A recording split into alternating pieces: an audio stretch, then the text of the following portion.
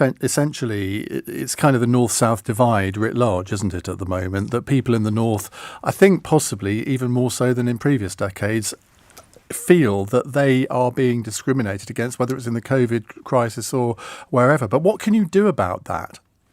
I think it's definitely about the fact there are huge disparities across the country. One of the things we'll be doing is relocating the Government Equalities Office to the north of England. So it's much more connected with the real issues on the ground. But it's also the focus there has been on which group somebody is in at the expense of their own individual ability to shape their own lives, their own agency. And I want an equality agenda that is much more focused on equality of opportunity, getting rid of the barriers to success, rather than the sort of quotas and targets advocated by the left that haven't actually worked to make society more equal. But haven't you fallen into the trap of the very thing that you're criticising when you're saying you're moving the Equalities Office to the north? That's just a symbolic act, isn't it? A bit like you criticise Birmingham City Council for naming New Street's Diversity Grove an Equality Road. It's about making sure people who are making decisions about equality, about levelling up, are much closer to the people whose lives we want to who we want to help get on in life.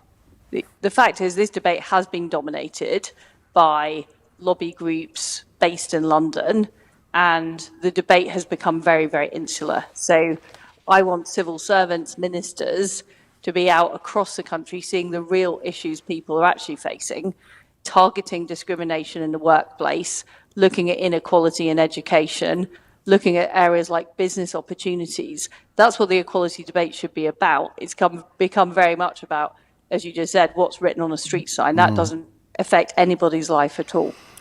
But you're not going to be able to spend much time in an office in the north of England. You're all over the world doing trade deals, quite right too. It's part of the equalities part is an important part of your job, but your primary job is to do trade deals. So you're not going to spend an awful lot of time there, are you? Well, actually, I do spend a lot of time around the country talking to businesses about how they would benefit from trade deals, what they're looking at in what we're negotiating. Because the reason we're doing these trade deals is to create jobs and opportunities right across the UK.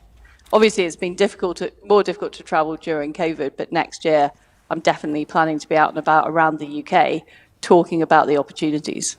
Now, given this year has been in some ways the year of Black Lives Matter, when you see the Daily Mail headline on your speech saying Equalities Minister Liz Truss slams focus on fashionable race and gender issues and dismisses quotas and unconscious bias training as tools of the left, this speech is not going to go down well with race equality campaigners, is it?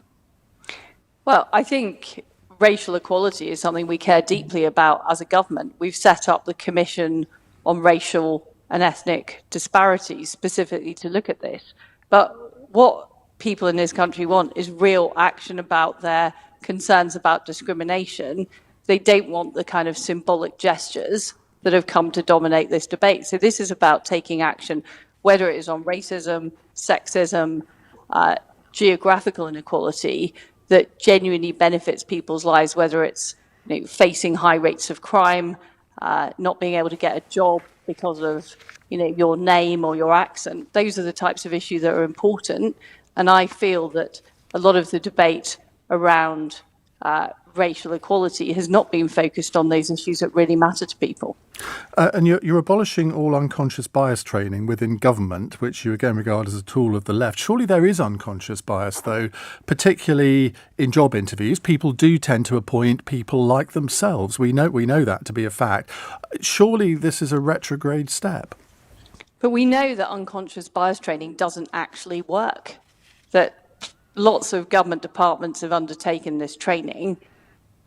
The studies have shown it doesn't have an impact. What actually has an impact are things like transparency over pay and promotions, making sure that you are making decisions on merit. There's a clear, structured process. Those are the things that work. Things like unconscious bias training and quotas have not been effective. One of the things in your speech that I think that my takeaway from the speech is when you said if women open businesses at the same rate as men, we could add £250 billion to the economy.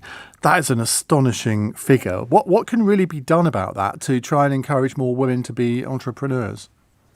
Well, one thing that is really positive is that there are more women businesses set up in technology because it's made it easier to set up a business. So one thing we can do is help women get the skills and training in areas like STEM and computing. One issue women face is not being able to get the finance to set up businesses. So having banks have more open and transparent processes to be able to get those finances helps women get on that entrepreneurial ladder. But this is a big campaign the government's running on women's economic empowerment to help women get those access to opportunities, which ultimately benefits us all. Because if we're wasting talent, we're not growing the economy, we're not benefiting families and businesses across the country. I suppose you're going to come under a lot of scrutiny for the appointments that you make. Your opposite number, Emily Thornberry, says that since mid-July you've appointed 253 people from outside government to advisory roles connected to trade, 25% women, that's 63, 240 people of them are white, 12 are Asian and only one is black. Well, Simon Woolley from Operation Black Vote, he says there's a clear trajectory that seeks to downplay the reality of persistent race inequality. But when you look at those figures, you can only say he's got a point. Well, on the advisors to the Board of Trade, we've appointed more women than men. But a lot of those roles you're talking about, Ian, are unpaid roles. And they're things like trade union representatives that trade unions have put forward. So when you're appointing representatives to a body like that, you really have to take the advice of the organisations and the people that they want to put forward.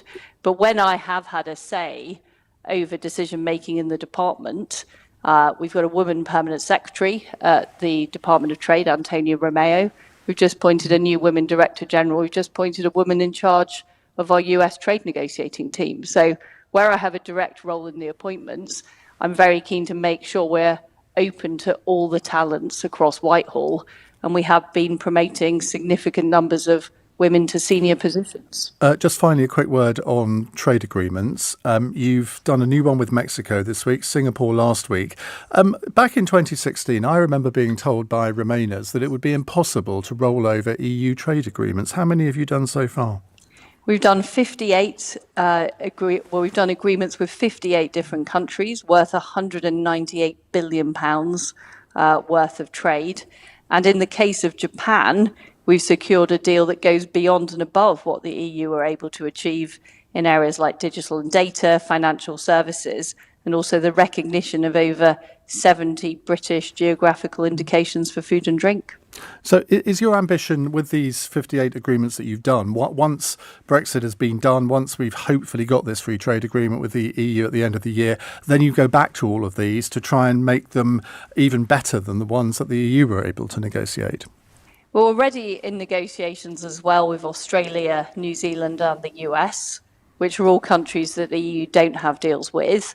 And we're also planning to do more ambitious agreements with Canada, South Korea, Mexico, and accede to the Trans-Pacific Partnership, which is a really fast-growing group of 11 Pacific nations. So there's a lot of deals in the pipeline as well, Ian, to keep us busy next year.